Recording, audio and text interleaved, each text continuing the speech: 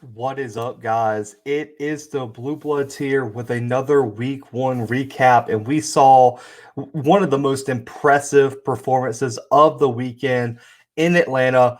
I just want to say, man, I mean, y'all see the jerseys in the background, but this is the most unbiased channel on YouTube, man. No ties here. And if you're an Alabama fan, don't click off because I promise you there's going to be a lot of good here. If you're a Miami fan, I can't say the same. But if there was any question on whether Alabama was going to fall off after another national championship season under Nick Saban, the answer could not have been clearer as that clock hit zero in the Mercedes-Benz Stadium. And the Crimson Tide, guys, I mean, the name of this video is Routed. You can use any type of verb to describe like the beating that happened in Atlanta. I mean, the Crimson Tide were dominant from the opening kickoff until the clock hit zero, and it wasn't ever even close.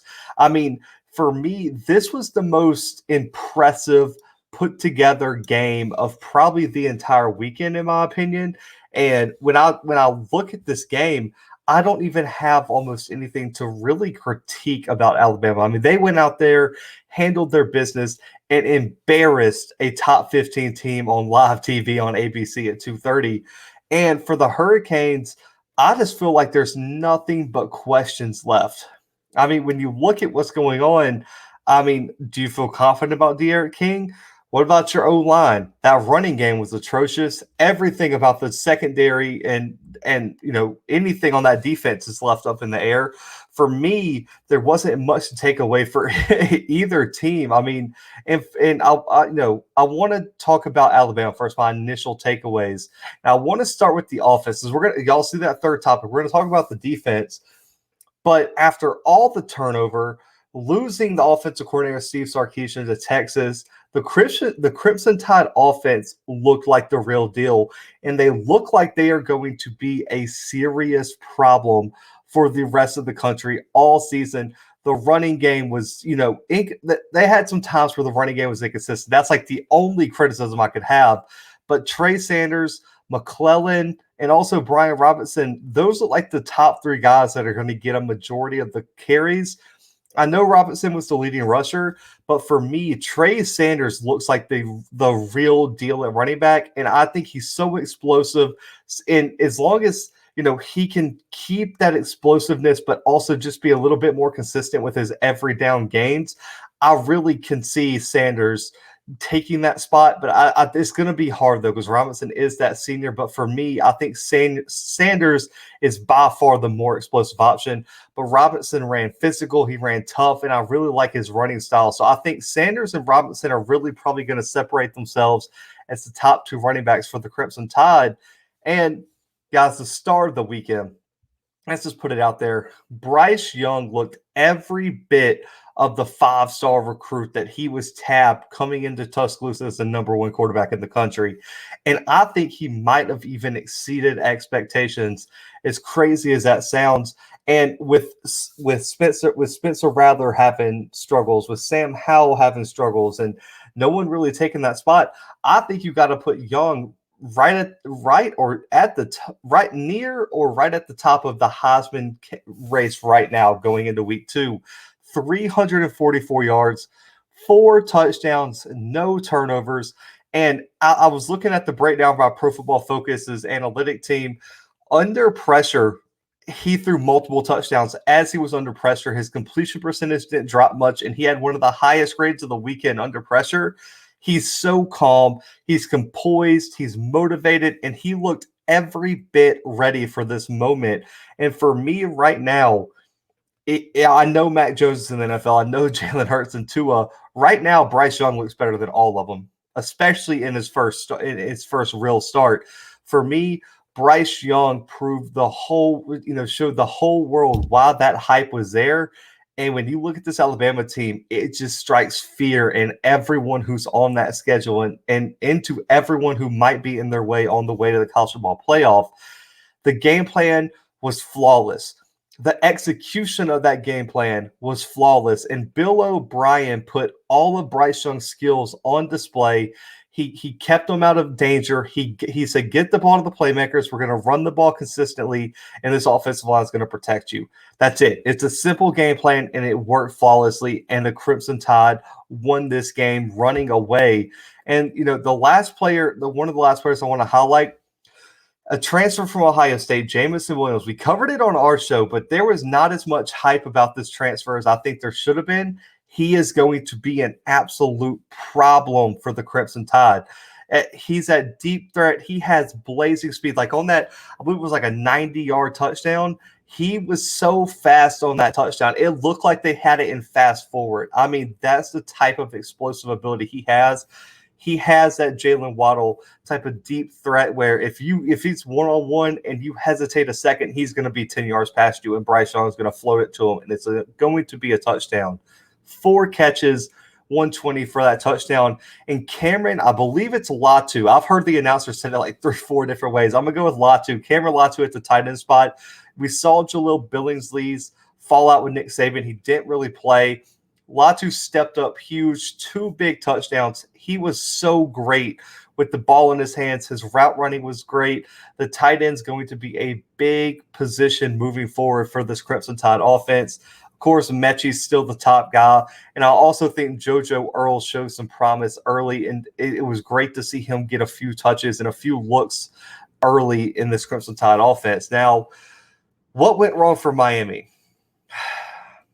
They just ran into a buzzsaw, guys. I mean, let's be honest. I'm not going to say they're going to be terrible all year, but their offensive line struggles, which I highlighted in our preview, the lack of a run game, which I mentioned in our preview, cost them another big game on a national stage.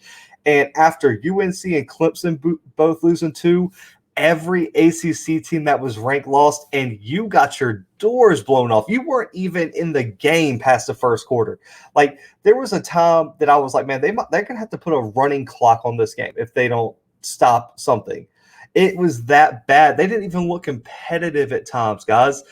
This O-line couldn't control the line of scrimmage and running and run blocking. They got absolutely destroyed when Miami tried to throw the ball. I was looking at Pro Football Focus's blocking grades. These are the grades from left to right across the offensive line. 53.9, 55.4, 47.5, 56.1, and 55.4. Not a single starter had a passing grade in terms of his overall blocking. That is atrocious. Week 1, this offensive line has been together now. You can't use the youth excuse that you could use 2 years ago.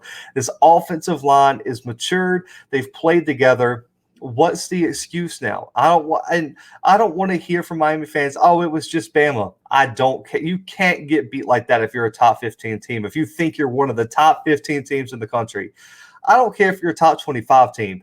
You can't go in there and get smacked around like Alabama did Miami, especially in the first 3 quarters before they kind of pulled the dogs off. They allowed 23 pressures and hurries along with 4 sacks for the game. They didn't block a soul for De'Aaron King. The running game, 0 room to run. The Alabama defense was too athletic on the outside for them to get any space around the edge. Only 88 yards of total rushing, only averaged about 2.8 yards per carry. Cameron Harris is so talented. He's got to be better. There is no reason Cameron Harris should have put out the performance he did. De'Aaron King did what he could. He didn't get a lot of help on the outside.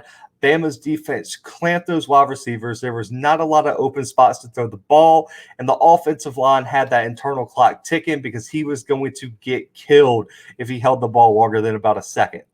So for me, the questions are abundant for this Miami team. If you can't block anybody on the front line, it doesn't matter how good De'Aaron King can be. Your top asset can't be protected, and then you can't even run the ball in big games to help him out. So it's just, can De'Aaron King find a way to save himself is what happens in the big games with Miami. We saw it last year against UNC. We saw it last year against Clemson. We saw it even at Pitt sometimes. You have to protect De'Aaron King, and in this week, Miami was outclassed on every front. They didn't look good on defense. They didn't look good on special teams. They didn't look good on offense. For me, you got to go to the drawing board And the worst part for Miami is that they got a brutal schedule. You got App State and Michigan State, who both look dominant this week. App State's upset an ACC or SEC team for like 4 straight years. And you're going to tell me they're going to come in there and just give y'all an easy game? You better be ready when they come to town. And on top of that, Michigan State blew the doors off of Northwestern. And you're telling me they're going to come in and give you an easy game. Miami's got to figure it out, or they have a realistic shot to start 0-3 or 1-2 if they don't figure this out. So a lot of questions are going to be answered about Miami in these next few weeks. Now, I said it on the preview, guys, and I know I had some Alabama fans text me and kind of, agree with me, and some argued my point. I said this Alabama defense has the potential to be the best defense that Nick Saban has ever had. Over 2011, over 2016, I believe, was the other historic one. This defense, I think, proved me right this weekend. There are some absolute dogs on this defense. They're athletic, they're physical, they're aggressive, they execute well, and they don't make a lot of mistakes. The D line for Alabama this weekend wreaked absolute havoc. Will Anderson, I think even the announcer said this, looked like he could possibly be the best defensive player in the country this week. 9 tackles, a sack, a tackle for loss, and countless pressures on King all game. He was unblockable at times. And if he can continue this all season, this front 7 is going to be a problem. This front 4 is going to be a problem. Fedarian Mathis, Chris Allen on the edge, or Mathis at D tackle, Allen off the edge, are also both going to be problems. They both had sacks this weekend. This D line is so deep, they're so athletic, and they beat their blocks to the punch every single time. A lot of SEC teams and a lot of teams on the schedule are going to have a brutal time trying to block this Alabama D line. And the secondary for me is where it really gets crazy. They're so opportunistic, they're so athletic, but they're also extremely physical, and you could tell it through some of the Miami wide receivers off because they were getting pushed around and handled. And it led to some big turnovers. It led for some nerves, some drops, things like that. Josh Jobe, Malachi Moore, and Jordan Battle are 3 of the best DBs in the entire country. And for me, I've been high on this kid since his freshman year. I love Malachi Moore.